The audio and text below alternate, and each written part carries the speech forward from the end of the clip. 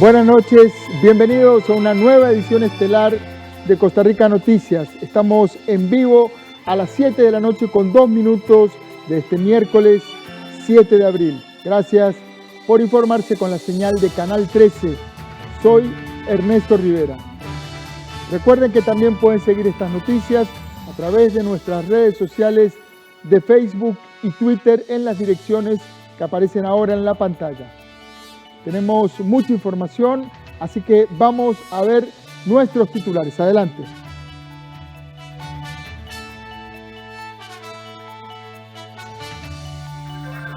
Los administradores de la cancha sintética de la Carpio que se quemó en Semana Santa y que beneficiaba a unos 500 jóvenes no será restaurada, pues el terreno donde se ubica pertenece a la IA.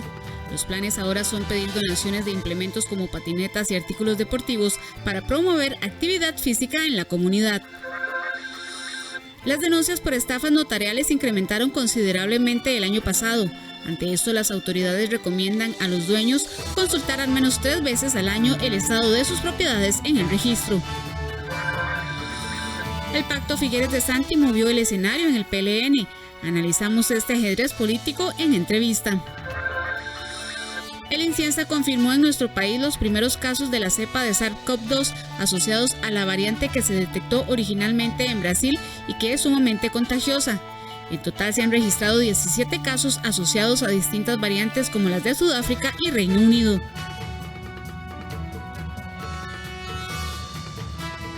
Las estafas que utilizan a notarios para robar propiedades se incrementaron considerablemente el año pasado.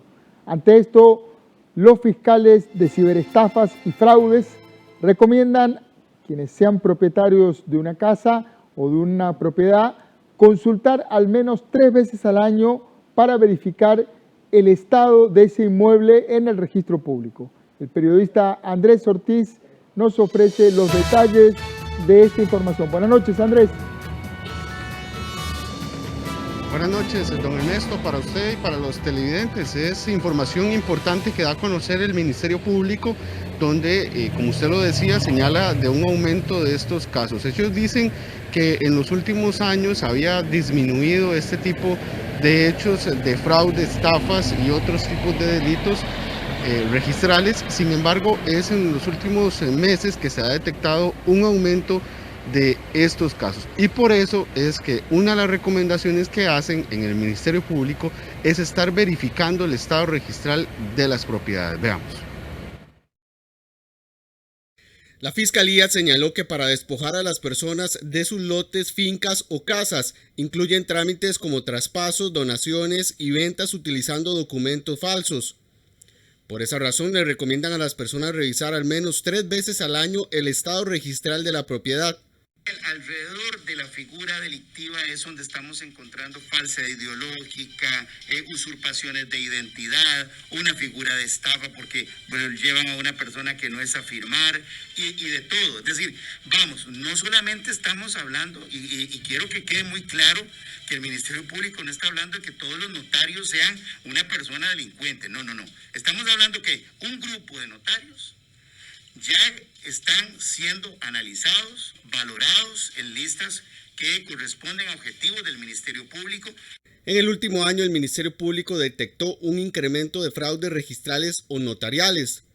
Solo en el 2020, la Fiscalía acusó en San José a 33 notarios públicos por cometer estos hechos. El fiscal adjunto de fraudes y cibercrimen, Miguel Ramírez, hizo referencia a este aumento y al trabajo que vienen efectuando junto con el OIJ, con la Dirección General de Notariado y el Registro Nacional de Propiedad. Una persona oriental o extranjera que había puesto su nombre, había venido, había visto una propiedad, una finca, le había gustado Costa Rica y había comprado una propiedad. Se iba del país y no volvía, y ese era, digamos, el boom. Darnos cuenta cuál era el extranjero, cuál era la propiedad que no había vuelto, y esa persona quedaba despojada de alguna manera por este grupo. Eso evolucionó a tal punto que hoy encontramos falsificaciones de escrituras a todo nivel, nacionales, extranjeros, propiedades en procesos de inscripción. Inclusive estamos con un problema enorme porque la ley hace unos años cambió a nivel registral sobre las sociedades anónimas, y hay una serie de propiedades que en alguna manera las sociedades no se actualizaron, desaparecieron de la faz, digámoslo así, registral. Pero ¿qué pasó con todas las propiedades que estaban inscritas a nombre de esas sociedades anónimas? En caso de detectar que está siendo víctima de estos delitos, recomiendan presentar la denuncia inmediatamente en la Fiscalía o en el OIJ, ya que esto podría detener el movimiento registral. Aparte de estar revisando cada cierto tiempo, lo que es relativamente fácil porque se puede hacer en línea, cabe la posibilidad de solicitar una anotación o una inmovilización administrativa de la propiedad. Es decir, además de que tiene que darse una escritura para constituir un gravamen o poder traspasar la propiedad, el propietario tiene que acudir al registro, ya no solo con el documento que crea el notario, sino que el propietario tiene que pedirle al registro que levante esa advertencia administrativa, que es la otra manera de garantizarse que no ocurran fraudes de carácter registral. Este incremento de casos se detectó desde hace 3 años. Los delincuentes buscan propiedades que están sin escribir, que tienen muchos años sin movimientos registrales o que pertenecen a extranjeros, pero también hay notarios engañados por el grupo criminal. Bien, tal y como lo veíamos, es importante acatar estas recomendaciones que se pueden revisar fácilmente en la página del registro civil, donde se puede realizar este trámite para verificar que la propiedad se encuentra en el buen estado registral. Don Ernesto, esta es la información que tenemos. Regreso con usted al estudio. Buenas noches. Muchas gracias a Andrés Ortiz. Buenas noches. Nos vamos ahora a un pase en vivo aquí mismo en La Uruca. Una muy triste noticia. Los vecinos de la comunidad de La Carpio se quedaron sin su cancha de fútbol, luego de que una persona le prendió fuego a la cancha, al césped sintético, durante el fin de semana pasado. Esa cancha es el único espacio deportivo que tienen los vecinos de La Carpio, y repararla no está entre las opciones, ya que el terreno es de la empresa Acueductos y Alcantarillados, y la empresa lo requiere para unas obras que servirían también para abastecer de agua a esta misma comunidad. Vamos ahora con la periodista Andrea González, quien está ahí frente a la cancha y nos trae los detalles. Adelante, Andrea, buenas noches. Bueno, buenas noches, don Ernesto y amigos televidentes. Efectivamente, esta cancha fue quemada la semana pasada, durante Semana Santa, y esto trajo a colación que unas más de 500 personas, que por lo menos niños, que se ven beneficiados de usar este recinto como medio para distracción, ya no lo pudieran utilizar más. Consultamos, bueno, este espacio es administrado por CIFAES, una de las fundaciones que da muchísimo apoyo acá a una de las zonas con más migración de América Latina acá en La Carpio, y ellos nos comentaron que los daños suman o podrían llegar a alcanzar los 7 millones de colones, cuando la inversión total del proyecto es de 13 millones de colones. Entonces afirman que no sería viable una inversión. Aunado a esto, también confirmaron que el terreno pertenece a la empresa Acueductos y Alcantarillados, quienes desde el año 2000 les solicitaron el retorno, ¿verdad?, del terreno para poder construir aquí mismo unos tanques de agua que permitan suplir agua a la comunidad de La Carpio. Nosotros le hicimos la consulta a CIFAES y ellos nos afirman que para ellos es igual de importante o quizá aún más el hecho de que La Carpio tenga el acceso al agua, ¿verdad?, como recurso hídrico de primera necesidad, y como plan B manejan la construcción de un polideportivo, eso sí, una versión vertical, para poder dar un espacio alternativo a estas personas. Sin embargo, este proyecto apenas está iniciando y dicen que podría estarse haciendo o podría ser una realidad hasta dentro de 2 años. Veamos lo que nos dijo lo que nos mencionó doña Maris Estela, ella es la presidenta de CIFAES. En CIFAES y en la comunidad de la Carpio, junto con todas las otras asociaciones de desarrollo, estamos cerrando filas para volver a levantar otro espacio, tal vez un multideportivo vertical, en un lugar más cercano a la comunidad. Todavía va a ser mucho más angosto, va a ser mucho más pequeño, pero vamos a ver si con la colaboración queremos hacer un polideportivo vertical con la colaboración de todos los donantes y además de la participación de la Municipalidad de San José, y convocar a Limas y convocar a tantas personas que pueden donar y ayudar para levantar ese polideportivo vertical.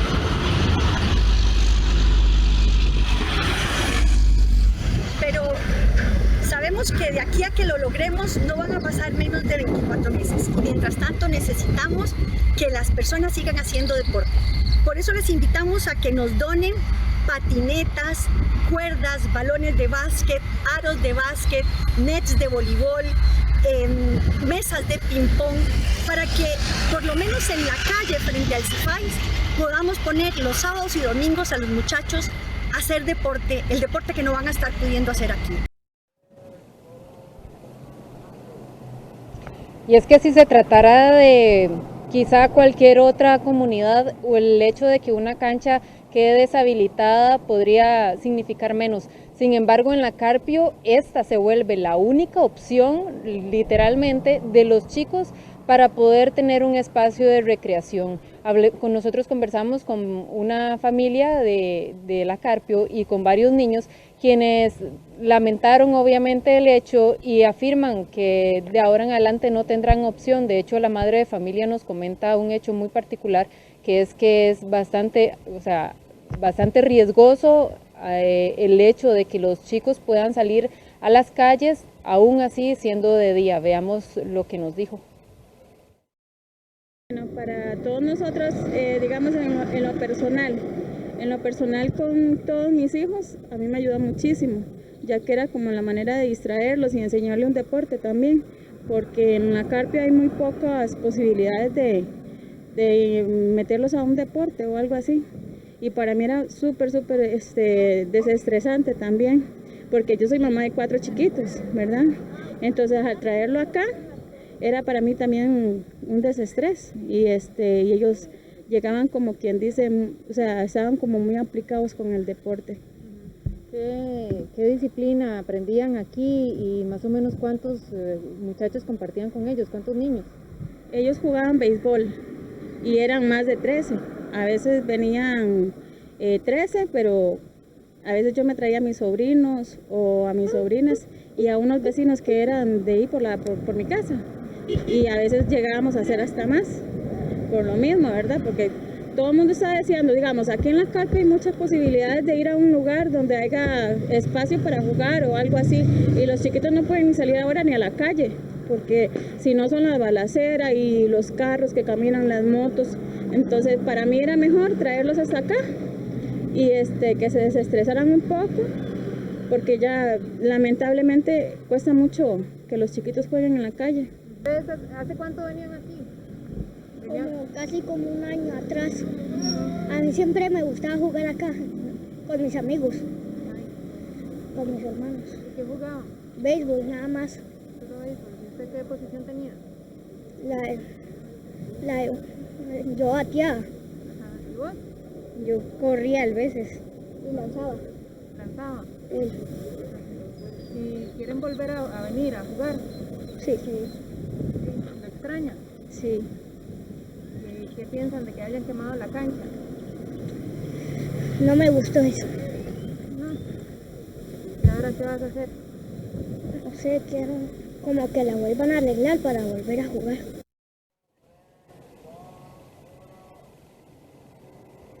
Esta familia es parte de los proyectos que la misma CIFAES presta a la comunidad, diferentes grupos deportivos que se pueden acercar. Sin embargo, esta cancha también la utilizan otros grupos. Hay un grupo que se llama Goles, que busca ayudar y potenciar el talento, no solamente físico, sino también el talento humano de las mujeres de la Carpio. Veamos la declaración de Mirena Martínez. Ella es miembro de este grupo Goles. En Goles estoy desde que dio inicio, hace ya casi 2 años o un poquito más, no sé, por ahí anda. Y hemos, muy lindas experiencias aquí en la cancha, porque aquí fue donde inició todo. Y digamos, el único espacio que tenemos para practicar el deporte de mujeres de aquí, de la Carpio. Una vez por semana, porque hay distintos grupos. Y estamos ahorita 165 compañeras. ¿Qué opciones tienen si no, y ahora con esta cancha dañada? No sé, era la única que había.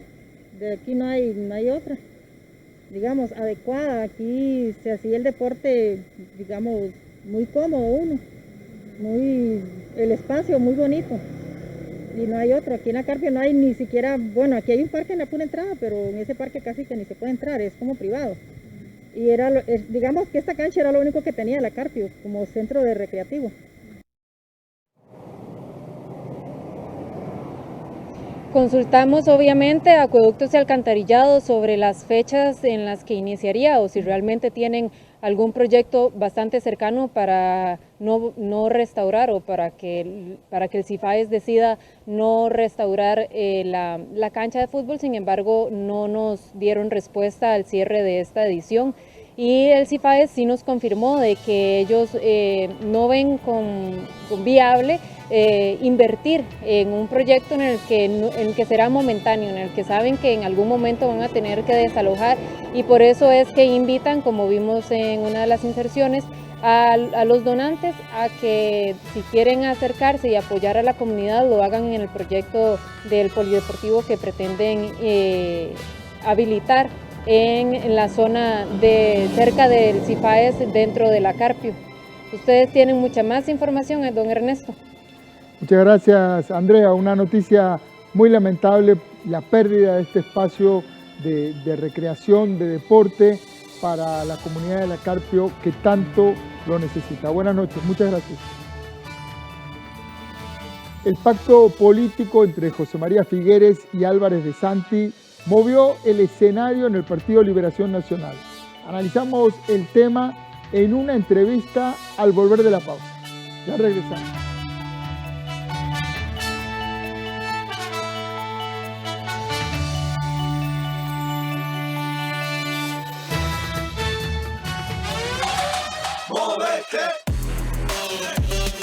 El futuro no se frena.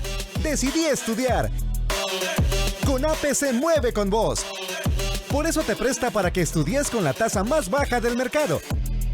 Te financia matrícula, materias, equipo y hasta el alojamiento. Además, te presta hoy para que comiences a pagar al terminar los estudios. Solicita tu préstamo en línea. CONAPE. AGECO tiene una buena noticia para todas las personas mayores y sus familiares. Gracias a la televisión, ahora podemos seguir estando cerca a pesar de la distancia, disfrutando de Buena Vida. El nuevo programa de AGECO y 13, Costa Rica Televisión. Buena Vida, de lunes a viernes a las 2:30 de la tarde, por 13, Costa Rica Televisión. Hola, ¿qué tal? A un año de la llegada del SARS-CoV-2 a Costa Rica y de la pandemia del COVID-19 en Costa Rica, pero en el mundo mucho más, el impacto económico es innegable y sobre todo tiene un rostro muy importante en nuestro país, 500,000 personas sin trabajo a la fecha, porque en algún momento fueron muchas más.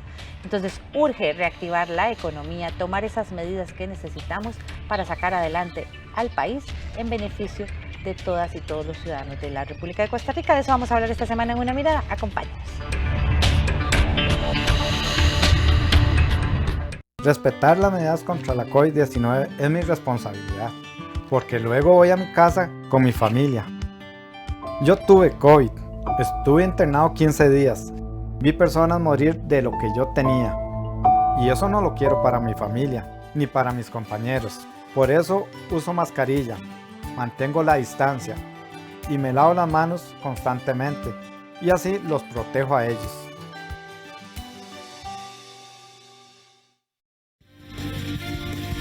Banco Popular presenta El Tipo de Cambio.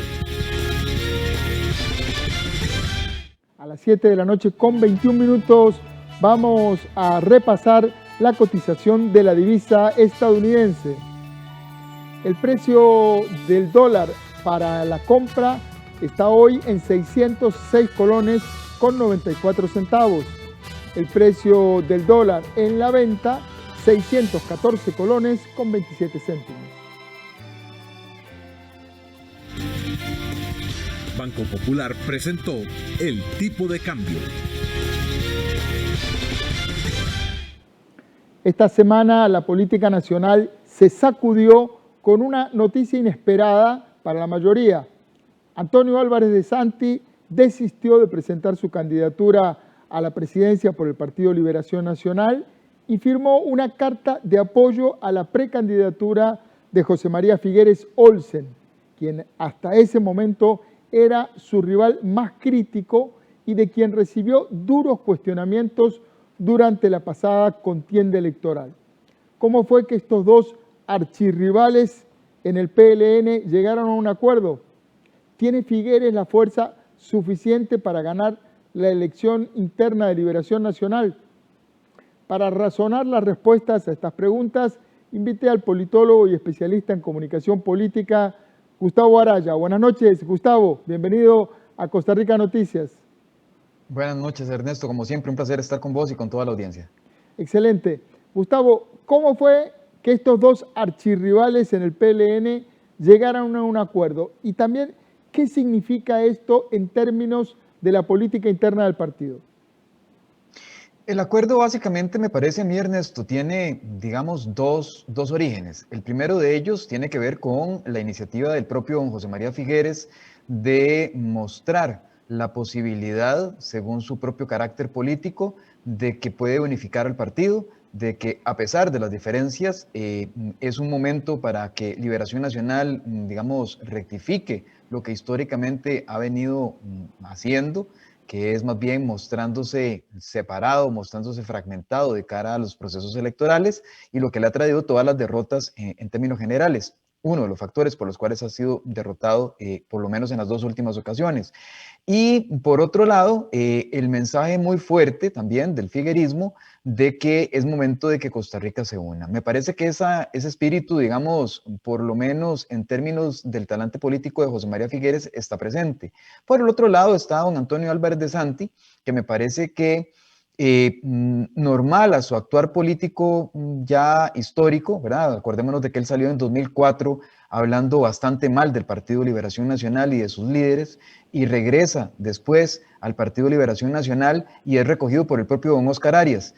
Don José María no está haciendo nada distinto de lo que hizo don Oscar Arias en su momento, y don Antonio Álvarez de Santi tampoco está haciendo nada distinto de lo que no haya hecho antes, ¿verdad? Criticar severamente y regresar como si nada pasara. Entonces me parece que hay una suerte de intención de don Antonio Álvarez de Santi de no quedar fuera del juego, ¿verdad? Él sabe que perfectamente podría haber quedado fuera del juego, no era viable ya su candidatura, él lo supo en todo momento, nunca estuvo realmente interesado en proponer su precandidatura, pero sí quedaba fuera del juego, sí quedaba fuera de alguno de los bloques, y evidentemente en el momento en el que se sabe que el arismo, especialmente en la figura de don Rodrigo Arias, escoge a don Carlos Ricardo Benavides, don Antonio Álvarez de Santi queda prácticamente sin opción alguna a negociación, y esto, digamos que de alguna manera puede ser que esté detrás de las intenciones también de unirse al figuerismo y de alguna manera aceptar ese llamado que desde la figura de José María Figueres me refería. Se menciona, hay muchas versiones en la calle sobre qué transaron, qué acordaron estos dos líderes políticos. Lo cierto, como usted dice, es que Álvarez de Santi finalmente se metió al partido, aunque sea por la cocina. Ya se habla de reuniones, parecería que esto es una tendencia, ya se habla de reuniones y de otras posibles alianzas de otros precandidatos como Roberto Thompson y Carlos Ricardo Benavides, quienes también podrían formar una alianza, fundir sus candidaturas en una sola. Y el resto de los otros precandidatos, que son muchos más pequeños, con un perfil más bajo, se iría plegando a uno o a otro bando. ¿Cree usted que llegaremos a tener finalmente una convención de liberación nacional en la que haya que escoger entre José María Figueres y Carlos Ricardo Benavides? Esa es la contienda tal cual está planteada de acuerdo con los dos bloques históricos más importantes del Partido de Liberación Nacional en este momento, ¿verdad, Ernesto? O sea, vamos a ver, el arismo, que es una fuerza importante, que en su momento histórico se le opuso precisamente al figuerismo, a don Daniel Oduber, ¿verdad? Y a los líderes tradicionales del Partido de Liberación Nacional, ha tenido, digamos, la cancha prácticamente en solitario, merced precisamente al proceso electoral anterior. El esfuerzo que hizo don Oscar Arias por evitar que José María Figueres fuese precandidato o candidato del Partido de Liberación Nacional quedó clarísimo con las estratagemas que se desarrollaron en las últimas semanas previas a la Semana Santa, y de alguna manera también el figuerismo sigue siendo una fuerza muy fuerte dentro del Partido de Liberación Nacional. Eso, de inicio, a lo que te referías cuando decías que probablemente don José María Figueres pueda ganar dentro de Liberación. Bueno, hoy en día, a este momento del proceso electoral, no podemos decir más adelante, pero a hoy prácticamente todos los estudios serios de opinión pública señalan que don José María Figueres se encuentra 4-3, 4-2 contra cualquiera de los oponentes que puedan tener, digamos, el mayor nombre dentro del propio Partido de Liberación Nacional, ¿verdad? Los duplica o le saca una ventaja importante. Ahí, al definirse la contienda entre el arismo y el figuerismo, básicamente sucede lo que está señalando. Carlos Ricardo Benavides se levanta, es el principal beneficiado, por ejemplo, de estas últimas acciones que se dan en el Partido de Liberación Nacional, y el principal perjudicado es el propio Antonio Álvarez de Santi, pero eso lo vemos ahorita si quieres. Y digamos, el resto de las candidaturas, creo yo que don Roberto Thompson todavía tiene el peso suficiente, especialmente del sector del municipalismo y el apoyo que se dice que tiene de parte de don Johnny Araya, como para continuar la carrera, por lo menos hasta el día de las elecciones internas del Partido de Liberación Nacional. Coincido con vos en que probablemente el resto de las candidaturas no las tengan todas consigo, no solo financieramente, sino también por un tema de estructura partidaria. Cuando se definen las dos grandes fuerzas del Partido de Liberación Nacional, el arismo y el figuerismo, prácticamente las estructuras partidarias también se dividen entre los dos sectores y dejan abandonados al resto de los precandidatos con estructuras partidarias que, digamos, les imposibilita o les dificulta muchísimo la movilización del voto electoral el día de las elecciones, y por lo tanto probablemente los veamos plegarse a uno u otro movimiento conforme se vaya acercando el día de las votaciones. Sí, también hay que ver qué ocurre antes de que tengan que depositar el dinero que tienen que pagar para participar de la precandidatura. No nos olvidemos que son casi 30 millones de colones, una cifra bien importante para personas. Algunos de ellos son profesionales liberales, no son personas de empresa ni que tengan riqueza conocida. Así es. Y como bien lo señalas, las condiciones financieras son importantes, las condiciones también de estructura partidaria son importantes, pero también haber invertido tanto, ¿verdad?, tanto capital, invertir tanto tiempo, invertir tanto desgaste, cuando efectivamente eso se puede utilizar en una precandidatura o una candidatura diputadil, o cuando eso se puede negociar en una cuota de asamblea plenaria para obtener, digamos, algunas otras beneficios en términos de cuota política más adelante, con perspectiva de llegar a un gobierno, me parece que es una inversión que se pone, digamos, pone a pensar a cualquiera, y efectivamente esto haría que se retiren, digamos, más tempranamente. Gustavo, en las encuestas previas, la figura de José María Figueres parece tener mucha resistencia u opiniones negativas entre el electorado joven, menor de 40 años. ¿Tiene Figueres la fuerza suficiente para ganar la interna de Liberación? Este es un aspecto muy importante, Ernesto, porque resulta que en ambos casos, tanto don José María Figueres como don Antonio Álvarez de Santi son las dos figuras que a nivel nacional, ya no solo hablemos del Partido de Liberación Nacional, a nivel nacional son las que tienen el mayor porcentaje de opiniones negativas, ¿verdad? De opiniones desfavorables como personas. Y entonces estamos hablando de cerca del 47, 49% de la población que opina negativamente de ellos, y esta conjunción de don José María Figueres y don Antonio Álvarez de Santi le pone cuesta arriba, precisamente, digamos que une a dos sectores que adversan, ¿verdad? Que no le tienen una buena opinión, y que efectivamente, especialmente en los sectores más jóvenes, en los sectores progresistas, en los sectores de aglomeración metropolitana y con altos, por lo menos con medios o altos niveles de escolaridad, no son población que, digamos, tenga una buena opinión de estos dos líderes. Hace pensar de alguna manera que entonces el techo, por decirlo de alguna manera, el techo electoral de una conjunción entre don José María Figueres y don Antonio Álvarez de Santi no necesariamente le va a procurar precisamente atraer el voto joven, el voto de la aglomeración metropolitana y el que tiene mayor escolaridad. Vamos a seguir muy de cerca toda la evolución de esta pre-campaña electoral que ya va calentando. Muchísimas gracias, Gustavo Araya, como siempre, por prestarnos un rato tus luces. Un placer, Ernesto, como siempre. Muchas gracias a vos. Gracias. Cambiamos de tema. En el Congreso, para agilizarle el paso al proyecto de empleo público, 3 diputados retiraron más de 40 mociones que habían interpuesto. Así como la legisladora de Liberación Nacional, Yorleni León, retiraron 47 mociones al proyecto de ley de empleo público. Guelmer Ramos retiró 6 enmiendas, mientras que la diputada Yorleni León retiró 11. Por su parte, la diputada Vega retiró 30 de las 67 mociones que reiteró tras acordar la aprobación de otros 4 cambios que sugirió a este proyecto de ley. Una de las mociones aprobadas de la diputada Paola Vega indica que cuando un funcionario cumpla el plazo de inhabilitación en un cargo público, ese antecedente se borrará del sistema. Por otro lado, los legisladores rechazaron otras mociones relacionadas con sacar del proyecto a las universidades, Poder Judicial e instituciones autónomas. Sin embargo, las dudas y críticas a este texto de parte de la oposición, así como de los diputados del PAC, continúan. Y quiero saber cómo Mideplan, con esas debilidades técnicas, va a ser quien le dé órdenes absolutamente a todo el Estado, centralizado y descentralizado, quien se encargue de las nimiedades más orgánicas y administrativas de instituciones con independencia como lo son contrataciones y evaluación de desempeño.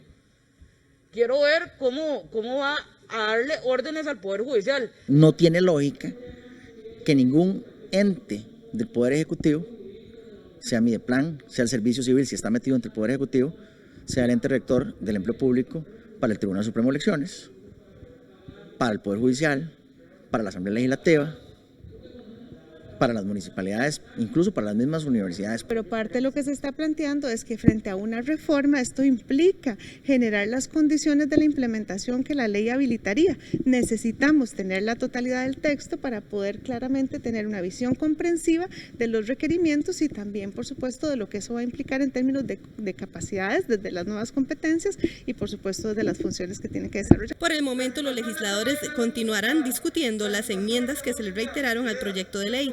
Cada diputado cuenta con 5 minutos para hacer uso de la palabra y defender sus mociones. Sobre el mismo eje temático, la Cámara Costarricense de la Construcción hizo un llamado a los diputados para que rechacen cualquier intento de excluir de la ley de empleo público a algunas instituciones públicas. Los representantes de la Cámara solicitan al gobierno una política más fuerte en cuanto a la reactivación económica. La Cámara Costarricense de la Construcción hizo un llamado para que los diputados no excluyan de la ley de empleo público a entidades públicas como universidades, el Instituto Costarricense de Electricidad, el Instituto Nacional de Seguros o las municipalidades. De acuerdo con la Cámara, el país necesita urgentemente atender la problemática del déficit fiscal y la solución debe empezar por la racionalización del gasto. Una vez pasado este tiempo de Semana Santa, donde los diputados están retomando la discusión de la ley de empleo público, queremos reiterarle desde la Cámara Costarricense de la Construcción un llamado urgente a no dejar que ninguna institución pública quede por fuera de dicha ley. Tenemos que reorganizar las finanzas del Estado y esta ley es un comienzo. Instamos al gobierno a tratar de que esta ley salga lo antes posible como tiene que ser, por lo que instamos a que le pidan a sus diputados retirar la gran cantidad de mociones de reiteración que tratan de excluir entidades públicas. Señores diputados, ustedes son los llamados a que esta ley quede como tiene que quedar por el bien de este país. Además, la Cámara de la Construcción indicó que el Poder Ejecutivo requiere impulsar una agenda de reactivación económica para recuperar los niveles de empleo previos a la crisis provocada por el COVID-19. El proyecto de empleo público fue propuesto por el Poder Ejecutivo y actualmente se encuentra en la etapa de discusión de mociones en la Asamblea Legislativa.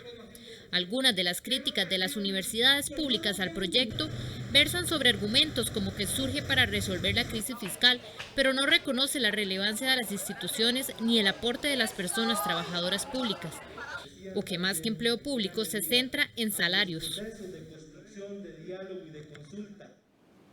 Hacemos una nueva pausa comercial, pero al volver, el INCIENSA confirmó la llegada a nuestro país de los primeros casos de la variante de SARS-CoV-2 que se detectó originalmente en Brasil y que es altamente contagiosa. En total ya se han registrado 17 casos asociados a distintas variantes del COVID, como las de Sudáfrica y Reino Unido. Al volver de la pausa, te contamos los detalles.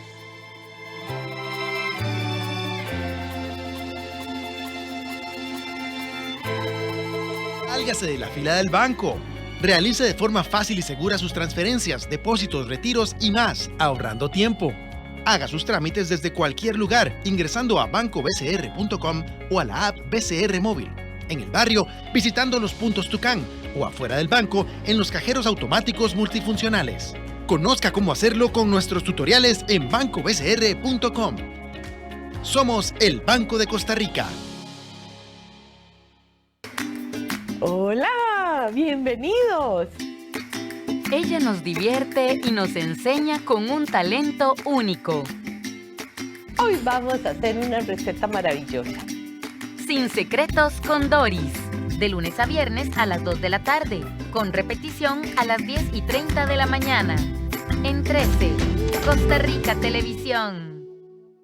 Ritsu es el mayor de 3 hermanos.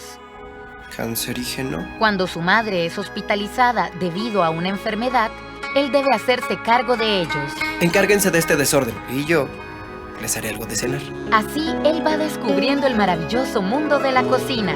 Pero todo empieza a complicarse cuando descubre que es adoptado. Aun cuando Kyoko y tú no están conectados por sangre, también eres el niño precioso de Kyoko, así como Shirabe y Kanade. Una comida para el corazón. Una historia familiar que nos conmoverá. De lunes a viernes a las 11:30 de la mañana. Solo en 13, Costa Rica Televisión. El crédito más popular para trabajar y estudiar conectados desde casa. Solicite su crédito y compre el equipo que necesita para el teletrabajo, para remodelaciones, mejoras o ampliaciones para la educación virtual o la compra de mobiliario. Solicítelo hoy mismo. Banco Popular.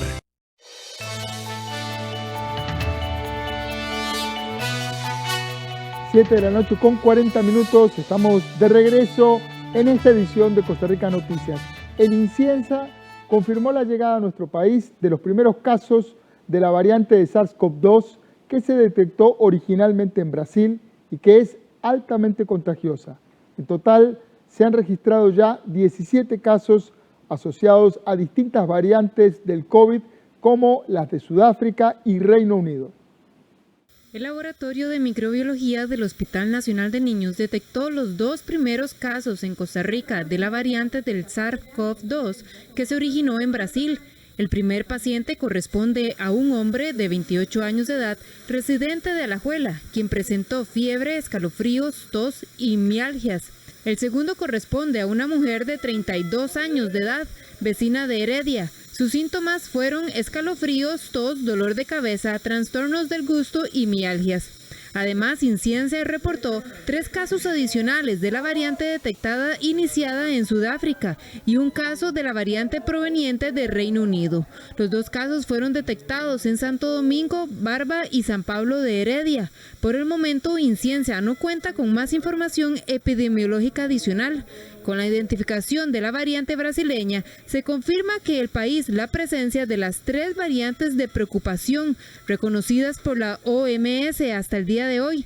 Esta última se ha asociado con una mayor transmisibilidad, una disminución en la efectividad de los anticuerpos neutralizantes, evasión de la respuesta inmune y con casos de reinfección. A la fecha, en el país se han identificado un total de 17 casos asociados a variantes del SARS-CoV-2. Estas nuevas cepas llegan al país en el momento en el que se avanza con la vacunación contra la COVID-19. Eso es muy importante, realmente hay que recordar, y por eso la vacuna no es el tratamiento para evitar enfermarnos de COVID, ¿verdad? Tenemos que complementarlo con todas las otras medidas. En este momento, lo que las diferentes casas farmacéuticas mencionan, Pfizer, que es la que se está utilizando, pues sí es efectiva para poder prevenir. Sin embargo, cada día aparecen variantes diferentes y cada día vamos a tener conocimiento científico nuevo, pues que nos va a poner en análisis todos estos elementos que usted menciona. Y por eso no podemos dejar de lado las otras medidas que han sido tan eficaces previo a la aplicación de la vacuna, como ha sido el distanciamiento, el lavado de manos y el uso de mascarillas. Según el informe de vacunación durante la Semana Santa dado este jueves, se aplicaron 77,000 dosis durante la semana anterior. De ellas, en su mayoría, 69,625 fueron a adultos mayores de 58 años. El Ministerio de Salud aún no cuenta con datos de si se perdieron vacunas por ausencia durante estos días festivos. Sin embargo, sí confirmó que algunas de las personas solicitaron cambiar la fecha de la vacunación de forma previa, sin puntualizar la cantidad de ellas. Igualmente confirmaron que en reserva se cuentan con unas 300,000 dosis. Entre ellas se incluyen las vacunas de AstraZeneca que llegaron al país esta semana y que aún no serán utilizadas hasta no tener el visto bueno de la Comisión Nacional de Vacunación. Una vez que la Comisión Nacional de Vacunas indique cuáles van a ser las características de esta vacunación y de la población y del tiempo entre primera y segunda dosis y todos los elementos necesarios para poder ejecutarla, se estaría utilizando en esas poblaciones que se indiquen.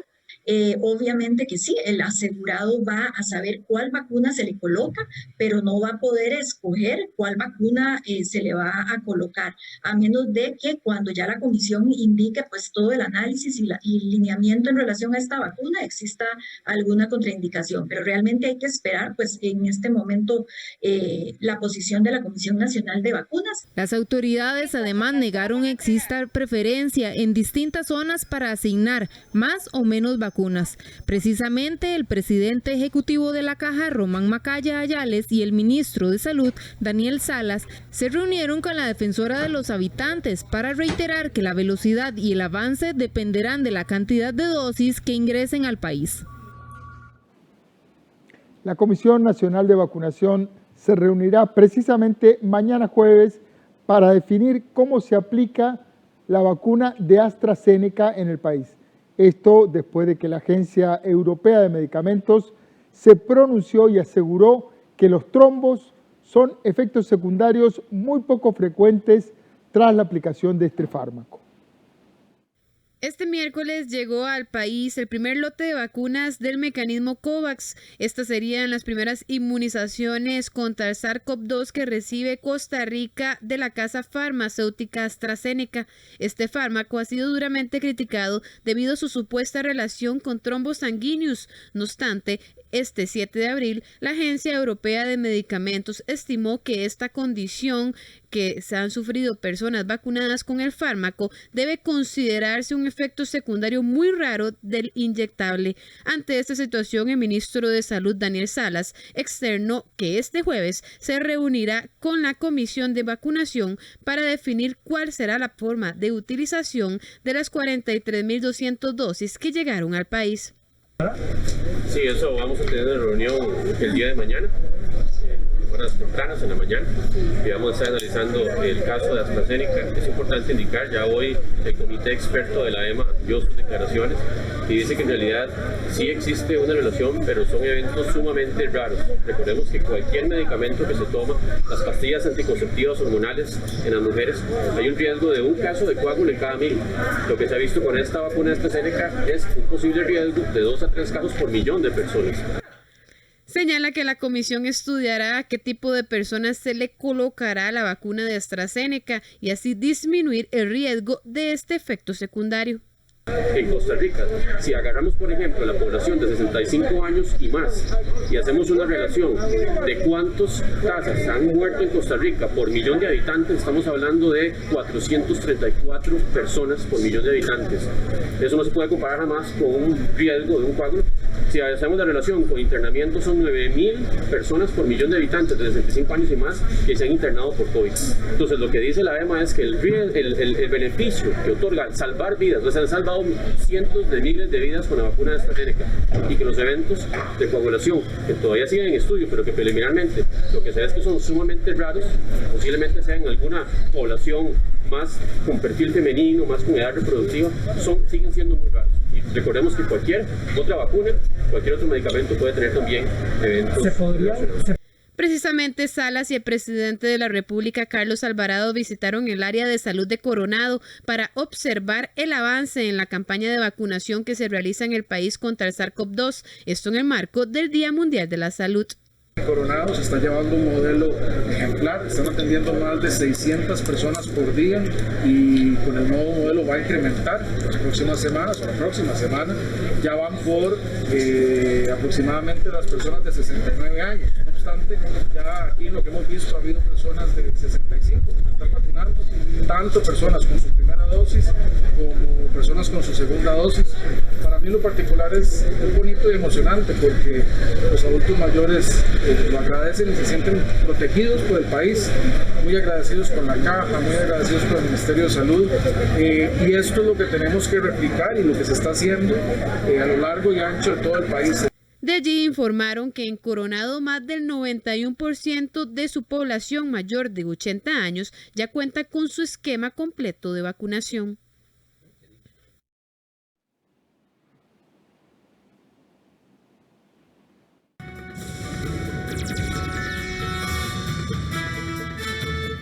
Vamos ahora a los deportes con un adelanto de lo que vamos a tener 8:30 de la noche en Deportivas del 13. Me acompaña aquí en el set nuestro compañero Kenneth Meléndez. Buenas noches, Kenneth. Muy buenas noches, don Ernesto, y buenas noches a todos los televidentes. La Liga y Saprissa, fatal en este Conca Champions. Perdieron en casa. Un regreso tal vez un poco esperado, tomando en cuenta los rivales que tenía. Le voy a hacer una cita cinematográfica. Había una película muy famosa sobre Vietnam que se llamaba Regreso sin Gloria. Así, exactamente así es, especialmente en el tema de la Liga Deportiva Alajuelense, que tenía 6 años de no participar, que tenía toda la ilusión, siendo el mejor equipo del campeonato, con un largo invicto, y ayer perdió ante el equipo de Atlanta. Hoy a las 4 de la tarde pasó lo mismo con el Deportivo Saprissa contra el Philadelphia Union. Lo más doloroso es ver cómo se ensancha la brecha entre el fútbol mexicano, el fútbol estadounidense y el fútbol tico. En algún momento tal vez pensábamos que los equipos costarricenses podían competir, pero ya parece que eso es un tiempo muy lejano ya. Además,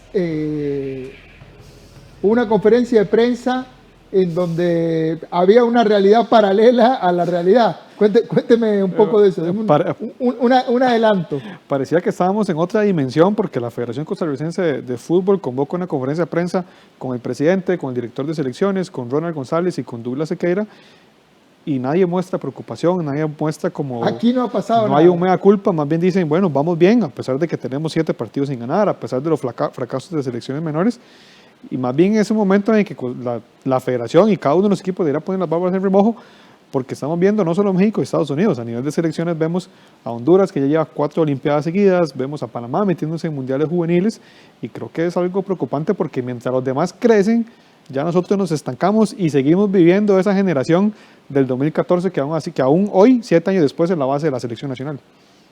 Complicado. Dicen que hay que vivir de los ahorros y no del capital. Y creo que ya se está comiendo el capital. Y ya, yo creo que ya estamos inclusive a punto de pedir un préstamo porque estamos fatal. Así es. 8:30 de la noche, Deportiva del 13. Muchas gracias, Kenneth. Con mucho gusto, Ernesto.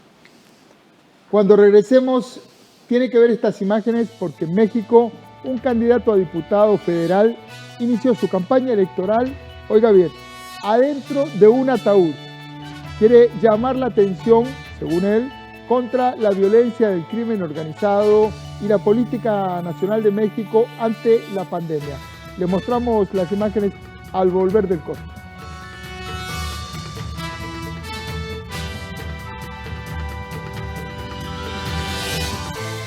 En Internet conectamos con personas conocidas y desconocidas. No publiques fotos o datos personales de tus hijos e hijas. Regula el tiempo que pasan en pantalla y evita videojuegos violentos. La tecnología es una aliada. Sé responsable del uso seguro que hagan los niños y niñas. PANI y Gobierno de la República.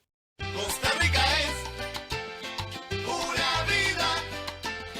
Costa Rica es mi patria querida. Este jueves 8 en punto de la mañana le esperamos en un nuevo Café Nacional. Vamos a estar hablando sobre incontinencia urinaria.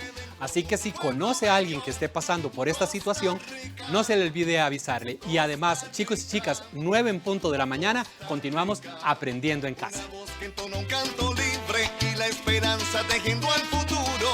Un pueblo en marcha pero sin apuros. Costa Rica. Se juntaron los más grandes.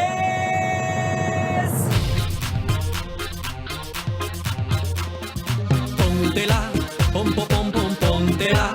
La mascarilla, no importa el lugar donde vayas a estar. Acá en Costa Rica sí nos vamos a cuidar. Póntela, pom pom pom pom, póntela. La mascarilla, póntela, pom pom pom pom, póntela. La mascarilla, por amor a tus padres, por amor a tus hijos. Y ten bien presente que la caja te lo dijo.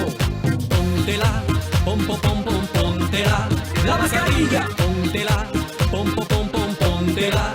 La mascarilla. Y guarda, y guarda, y guarda, y guarda tu distancia social.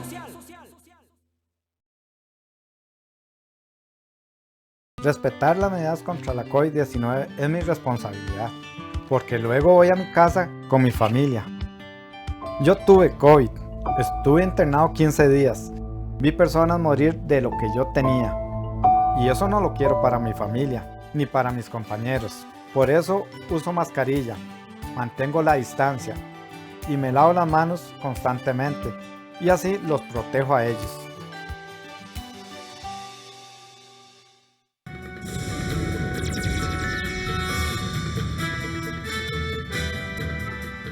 En México, un candidato a diputado federal arrancó su campaña electoral dentro de un ataúd, literalmente. Su nombre es Carlos Mayorga, del partido Encuentro Solidario, y arrancó así su campaña electoral para denunciar, en su opinión, la violencia ligada al crimen organizado y la política frente a la pandemia que dice han convertido a Ciudad Juárez, el lugar por donde se presenta, en una ciudad muerta. El muerto que llevan en este ataúd dorado está muy vivo. Dentro del féretro hay un candidato a diputado federal mexicano.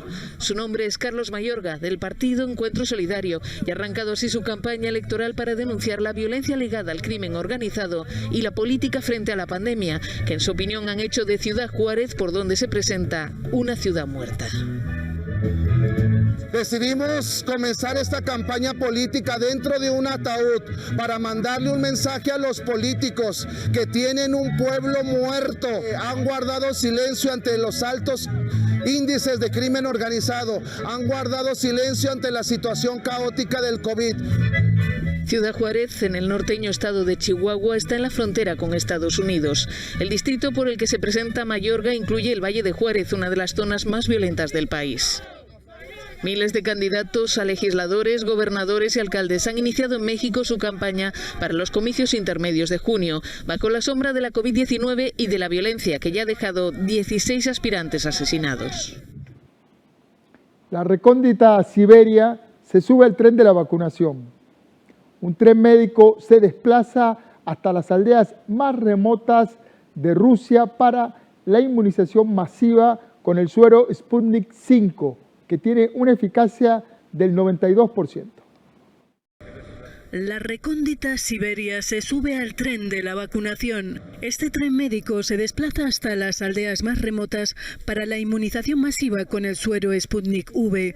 Con una eficacia de casi el 92% según la revista médica The Lancet, y a pesar de ser un instrumento para la influencia de Rusia en el mundo, el despliegue de Sputnik V en la propia Rusia está siendo lento y mucha gente se muestra reacia a ser inyectada. La lógica y el sentido común están encarrilando la situación. La gente ha entendido la gravedad del problema y su urgencia, explica Roman Deragin, subdirector de este tren médico. Por otro lado, Rusia acelera su ofensiva para introducir en Europa la vacuna Sputnik. Una delegación de la Agencia Europea del Medicamento viaja esta semana a Moscú para revisar los ensayos clínicos del fármaco ruso. Este viaje podría suponer la fase inicial para que el regulador europeo incluya la vacuna rusa entre las autorizadas en la UE. La Organización Panamericana de la Salud destacó la preocupante alza de infecciones de COVID-19 en Sudamérica. Señaló que en la última semana Brasil y Argentina estuvieron entre los 10 países del mundo con mayor número de nuevos contagios. La Organización Panamericana de la Salud manifestó preocupación por el aumento de los contagios de COVID-19 en Sudamérica, donde los casos se disparan en casi todos los países. La semana pasada, Estados Unidos, Brasil y Argentina estuvieron entre los 10 países que registraron la mayor cantidad de nuevas infecciones en el mundo. Etienne destacó que en la última semana zonas de Bolivia y Colombia han visto duplicarse los contagios y los países del Cono Sur han experimentado una aceleración de los casos con transmisión comunitaria ininterrumpida. Y en Perú y Ecuador, las unidades de cuidados intensivos están llegando a su capacidad máxima. En Norteamérica, Canadá ha visto un incremento de casos y hospitalizaciones, pero las tasas de infección se están desacelerando en Estados Unidos y México. Etienne reiteró la necesidad de cumplir con las medidas para frenar la transmisión del virus y evitar un colapso de los sistemas de salud. Brasil y Argentina reportaron el martes un récord de muertes y casos diarios, con más de 4.000 fallecidos en Brasil y casi 21.000 contagios en Argentina en 24 horas. A las 7 de la noche con 59 minutos llegamos al final de esta edición estelar de Costa Rica Noticias. Gracias por informarse con la señal de Canal 13. Apostamos por ofrecerle actualidad y contexto. Recuerde, trabajamos para usted. Somos la televisión pública de Costa Rica.